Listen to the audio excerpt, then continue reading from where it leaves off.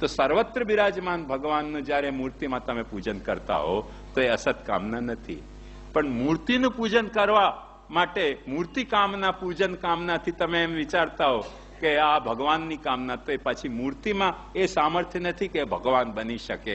Mind it. ફરીથી હું શુદ્ધ ગુજરાતીમાં કહું છું કે કોઈ પણ મૂર્તિમાં એ સામર્થ્ય નથી કે ભગવાન બની શકે. ભગવાનમાં એ સામર્થ્ય છે કે મૂર્તિ બની શકે છે. મૂર્તિમાં એ કામના નથી કે તમારે કીર્તન કે તમારો ભોગ આરોગી શકે. પણ ભગવાનમાં એ સર્વ સામર્થ્ય છે કે મૂર્તિના માધ્યમથી તમારે ગાયેલું કીર્તન એ સાંભળી શકે અને મૂર્તિના માધ્યમથી તમારો ધરેલો ભોગ એ આરોગી શકે. એ ભગવાનના સર્વ સમર્થ્ય હોવાને કારણે એમનામાં એ સામર્થ્ય આવી છે.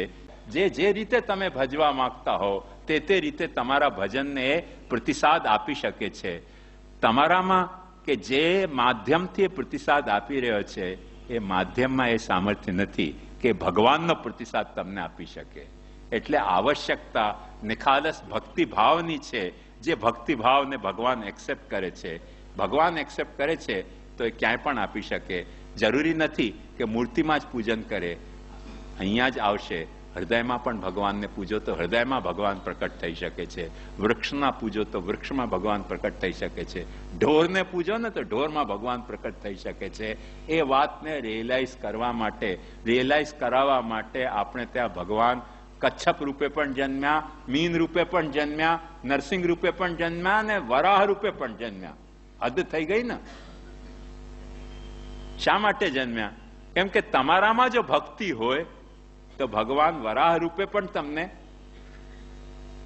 ભજન સ્વીકારી શકે છે અને તમારો ઉદ્ધાર કરી શકે છે. તમારામાં ભક્તિ ન હોય ને તો સાક્ષાત ભગવાનને તમે નંબર ડાયલ કરતા રહો ને અને તમને કહેશે કે જે પાર્ટીને તમે નંબર લગાડવા માંગો છો તે પાર્ટી તમારો નંબર હાલમાં ઉપાડતો નથી.